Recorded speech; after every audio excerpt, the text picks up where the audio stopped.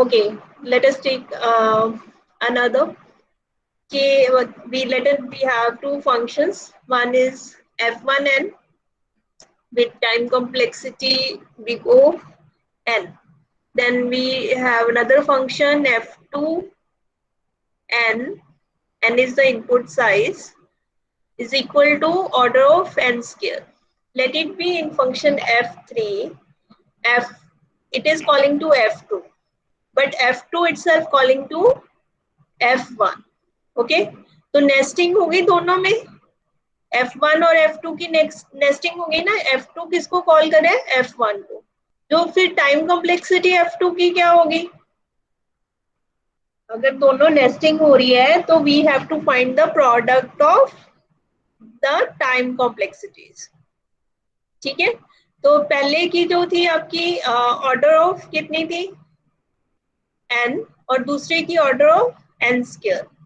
तो जो total complexity है f2 की वो कितनी आ जाएगी? सॉरी f3 की, that is order of n cube. ठीक है, clear? Okay, now we take another example. Suppose we have this program segment int a is equal to 0 and loop int I starting from 0, I less than n plus plus j, which is again there is a nesting for loop, and j, ये loop तब तक चलेगा जब तक j i से बड़ा है. ठीक है, और every time the value of j is decremented. Okay, then we incrementing a as a plus I plus j.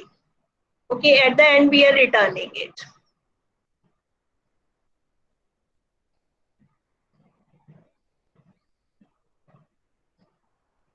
Now what should we do? We have to find how many number of times this statement execute. ये तो आपका constant time ही ले रही है, this will take only one.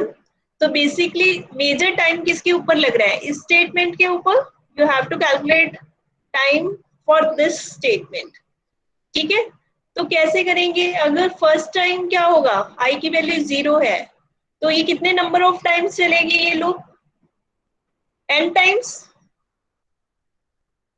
ठीक है, then value of I is 0, this loop will execute for n number of times. That means this statement will execute for how many number of times?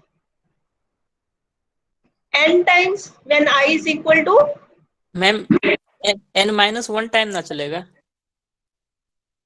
okay, we take as n-1 time. ठीक है, okay, पहली बार ये चला n-1 time, फिर second time कितने बार चला? ये सेकेंड टाइम कितने बार चला? n-1. बेटा जब i की वैल्यू 1 है तब. हाँ जी, n टाइम चलेगा ma'am. No ma'am n-2 time. n-2. पहला ये आपका n-2 ma'am. Okay, this will ma'am take ma'am first वाले का बोल रहे हैं क्योंकि 0 इंक्लूडेड 0 है ना, वो n टाइम ही चलेगा. मैंने पहले बोला तो था n नहीं चलेगा, क्योंकि 0 है ना i की वैल्यू, that's why it take n times. ठीक है, सेकेंड टाइम ये एग्जीक्यूट होगा n-1 टाइम. ठीक है, जब i की वैल्यू 2 है तो n-2 टाइम. क्लियर? ये n टाइम चला, i की वैल्यू 0 है, n से स्टार्ट हो रहा है तो 0 पे खत्म हो जाएगा, 1 तक तो चलेगा ही, n टाइम्स चल गया ये पहला. then I की value, let it be, I'm saying that I value is 0, then how many number of times it take? n. If I value is 1, this will execute for n-1 times. जब i की value आपकी 2 है तो कितने बार चलेगा ये? n-2 time.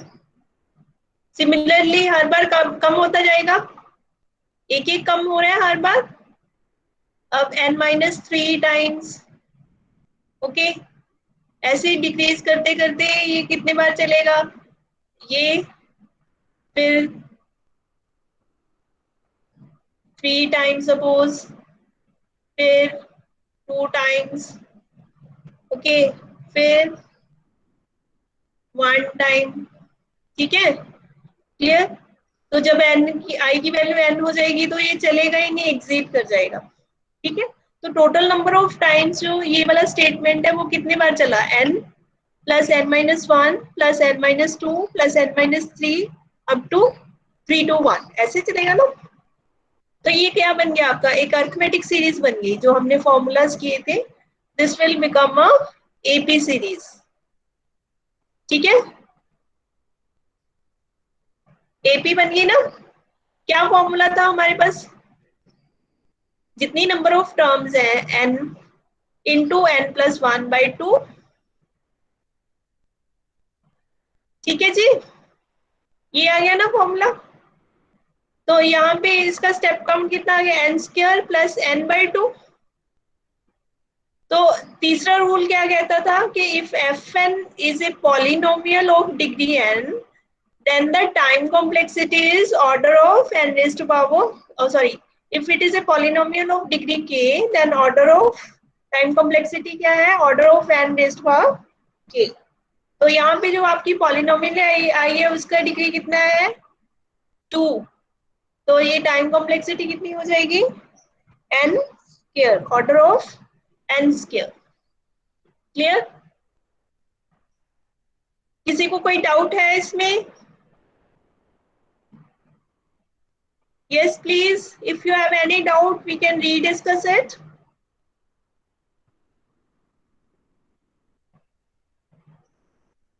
No? No, ma'am. Okay, I move to the next question. Suppose we have a function, please write on your notebooks and then try to find it yourself, okay, then I'll discuss it. Void function int n, int I equal to 1, s is equal to 1, while s is less than equal to n. Inside the loop there are 3 statements, one is incrementing I, other is incrementing s by I, then printing a star.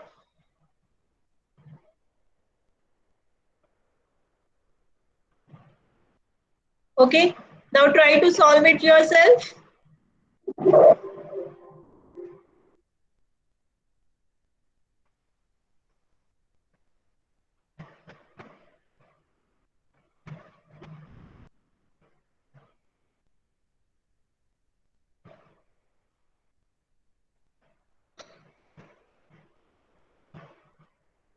हाँ जी, समझ आया कुछ किसी को।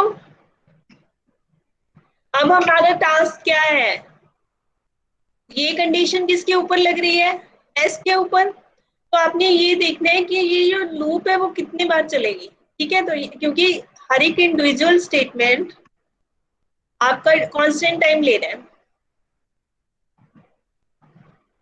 Okay, individually इसने भी मान लेना है, इसने भी मान लेना है टाइम,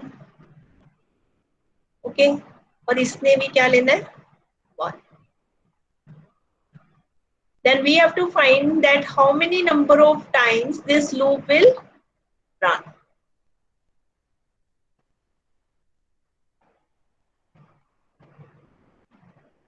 ओके, कैसे फाइंड आउट करेंगे कि कब आपकी s की जो कंडीशन है वो ग्रेटर, s की वैल्यू n से बड़ी हो जाएगी, यही देखना ना हमने, ठीक है। अब s की वैल्यू वेरी कैसे कर रही है, s की वैल्यू पहले कितनी है स्टार्टिंग में, yes, initially value of s is 1। Next time जब आप लूप के अंदर एंटर कर रहे हैं तो वैल्यू कितनी आ रही है उसकी, 1 प्लस 2, यही है ना। पहले लूप Yes, से ma'am. पहले जब इसकी वैल्यू 1 थी, जब आपने लूप के अंदर एंटर किए तो आई की वैल्यू 2 होगी ना यहाँ पे, तो 1 प्लस 2 की वैल्यू, ठीक है। नेक्स्ट टाइम जब आपकी दोबारा से लूप एग्जीक्यूट हुई तब एस की वैल्यू कितनी होगी, जितनी पहले 1 प्लस 2 पहले थी, एस की वैल्यू प्रीवियस आइट्रेशन में एस की वैल्यू 1 प्लस 2 थी ना, ठीक है। 6 होगा मैम। हाँ 6 होगा, मीन्स 1 प्लस 2 प्लस 3, ठीक है। नेक्स्ट टाइम एस की वैल्यू कितनी होगी, 1 प्लस 2 प्लस 3 प्रीवियस आइट्रेशन में आया था, और अब आई की वैल्यू 4 होगी तो 4 ऐड होगा, तो i plus 1 plus 2 plus 3 plus 4। It means अगर kth आइट्रेशन होती तो एस की वैल्यू कितनी होती, 1 plus 2 plus 3 plus added up to K. First K natural number का सम होता ना, फॉलो कर रहे हैं मेरी बात। अगर Yes, ये kth आइट्रेशन होता तो एस की वैल्यू कितनी होती, सम ऑफ फर्स्ट के नंबर्स, ठीक है। तो इट मींस हर बार जो एस की वैल्यू है वो उतनी, जितनी जो आइट्रेशंस हैं उतने फर्स्ट नेचुरल नंबर्स ऐड हो रहे हैं ना, वही वाले, ठीक है। तो अब हमने फाइंड आउट करना है कि एस की वैल्यू कब एन से बड़ी होगी, ओके। तो ये क्या बन गया आपका, अगेन एपी सीरीज बन गया। तो आप कह सकते हैं कि kth आइट्रेशन में एस की वैल्यू कितनी होगी, k into k plus 1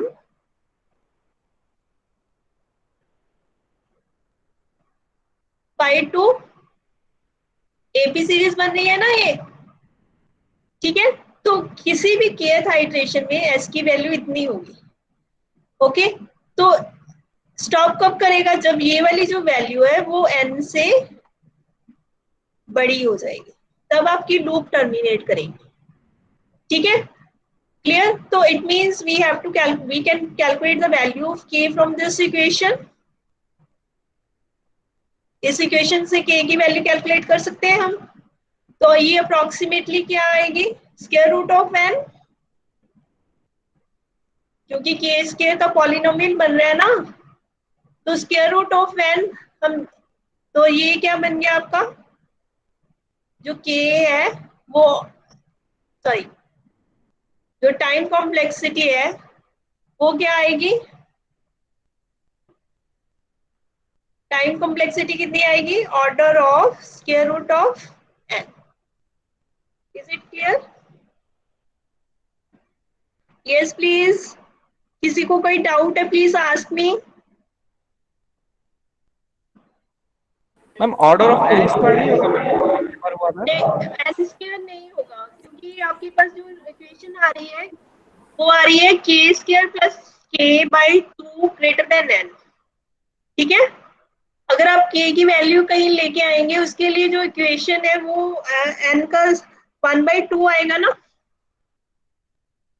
square root ये निकाल लेंगे ना, k स्क्वायर है जब, ठीक है। तो इसलिए जो टाइम कॉम्प्लेक्सिटी है वो क्या आएगी, यहाँ पे अब जो पॉलिनोमियल आई है वो डिग्री क्या आई, 1/2,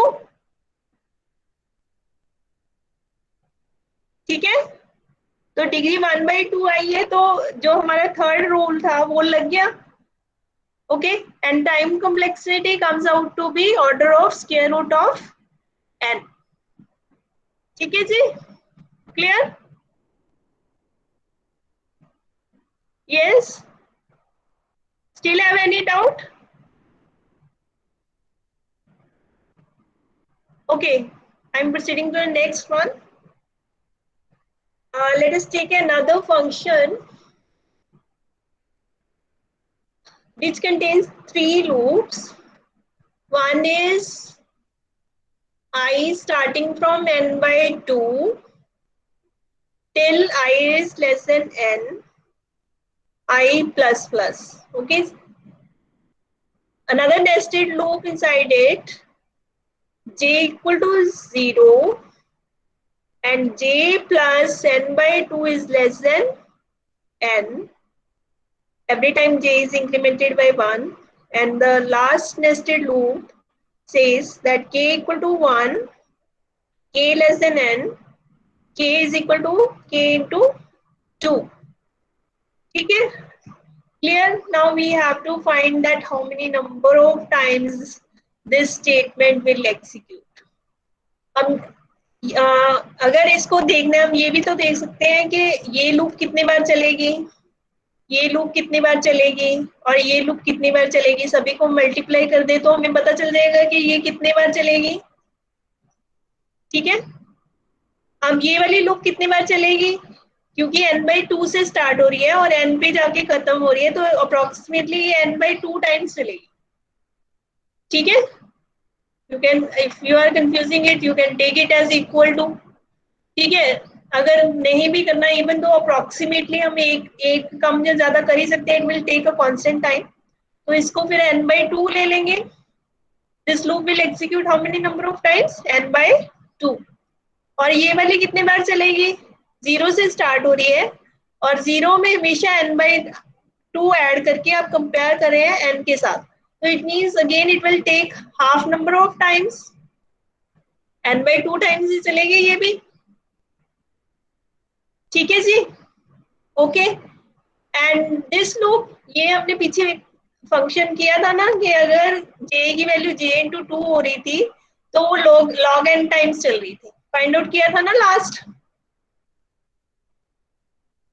एक फंक्शन में, हमने ये चीज फाइंड आउट की थी कि अगर हमारे पास ऐसी लूप है तो वो कितने नंबर ऑफ टाइम्स एग्जीक्यूट हो रही थी, log of n टाइम्स.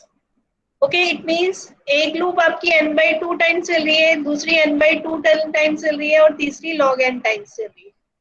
तो अब जो ये वाला स्टेटमेंट है वो कितनी बार चलेगा, n² by 4 okay into log n time.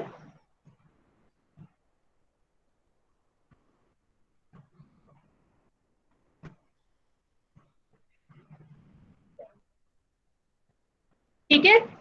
तो ये वाला तो दिस वन इज कांस्टेंट, इसको लीजिए तो आपकी जो कॉम्प्लेक्सिटी है वो कितनी आ गई इस फंक्शन की, n² log of n. ठीक है जी? Okay, clear? आई थिंक अब आपको टाइम कॉम्प्लेक्सिटी कैलकुलेट करनी आ गई है आज या नहीं?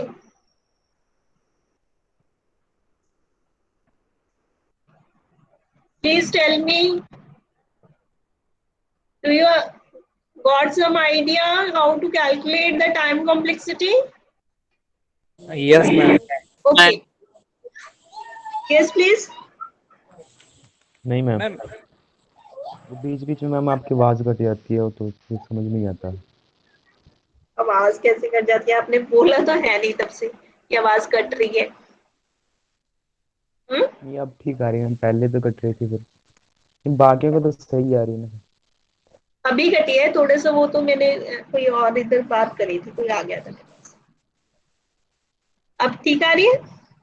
Okay, this is sufficient. Okay, I have taken many examples and calculate the time complexity for each and every. तो आप अपने आप से भी प्रैक्टिस कीजिए.